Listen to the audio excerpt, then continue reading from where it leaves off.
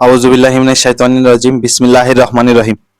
গণতন্ত্রের নির্বাচন আমরা মূলত যেটা বুঝি যে জনগণের জন্য একজন নেতা বাছাই।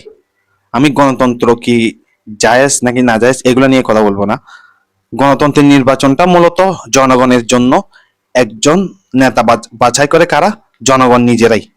কিন্তু বাস্তবসম্মত বর্তমান ক্ষেত্রে এটা কি একটা ব্যয়বহুল কাজে রূপান্তর হয়েছে, যেটা আমাদের জন্য একটা সমস্যা ধরতে পারেন, যেটা আমাদের চোখে পড়ে না।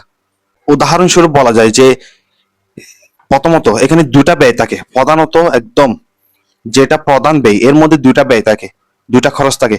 প্রথম খরচ সরকারের, দ্বিতীয় খরচ কে? প্রার্থীর, যিনি নির্বাচনে আমাদের নেতা হিসেবে দাঁড়াবেন। সরকারি হিসেবে ধরা যায় কেন্দ্র স্থাপন, তারপর সরকারি বিভিন্ন আসবাবপত্র, জিনিসপত্র প্রত্যেকটা কেন্দ্রে লাগবে, এবং কি তারপর জনগণ ভোটার গণনা, জনগণের জন্য ভোট দেওয়ার জন্য সহজ হয় এমন পদ্ধতি নির্বাচন, ভোটের জিনিসপত্র, ব্যালট পেপার। এরপর ধরতে পারবেন যে কর্মী নিয়োগ, তারপর সরকারি বিভিন্ন বাহিনী নিয়োগ, বিভিন্ন সামরিক বাহিনী নিয়োগ, এতে বিভিন্ন ধরনের খরচা। একইভাবে আমি উদাহরণস্বরূপ দিতে পারি যে 2018 সালে বাংলাদেশের নির্বাচনে খরচ হয়েছিল কত? 700 কোটি টাকা। কত টাকা? 700 কোটি টাকা। এবং আমরা অন্যান্য দেশেরও উদাহরণ দিতে পারি।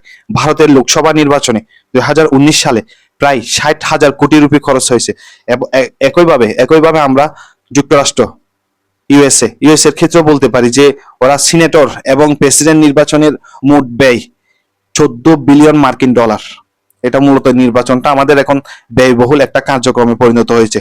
এবার আসুন দ্বিতীয় প্রধান ব্যয় আমাদের, যেটা প্রার্থীদের সাধারণত বাংলাদেশের ক্ষেত্রে যদি আমি বলি, সর্বোচ্চ আইনি সীমা হলো একজন প্রার্থী সর্বোচ্চ 25 লক্ষ টাকা কি করতে পারবে? খরচ করতে পারবে। কিন্তু বাস্তব চিত্র এটা না।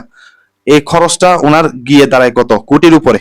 কি খরচ এটা আপনাকে বলতে হবে না। মিছিল, মিটিং, বিজ্ঞাপন, প্রচারণা, কর্মীদের খরচ, মাইকিং করবে, তারপর বিজ্ঞাপন করবে বিভিন্ন মডেল এনে, তারপর সোশ্যাল মিডিয়াকে পেজ বুস্টিং করবে, এগুলাতে অনেক খরচ। আর আমরা তো কি বলবো, বিরিয়ানি না দিলে আমরা কোথায় মিছিল মিটিং এ যাবই না। তবে এটাকে আমরা এই খরচটাকে একটা জিনিস হিসেবে ধরতে পারি, যেই সরকার ক্ষমতায় আসবে হতে পারে এটা তাদের ইনভেস্টমেন্ট, কারণ ইনকাম তো একটা থাকবেই। ডোন্ট মাইন্ড, আমার কথাই কেউ রাগ করিয়েন না, জাস্ট একটু ফান।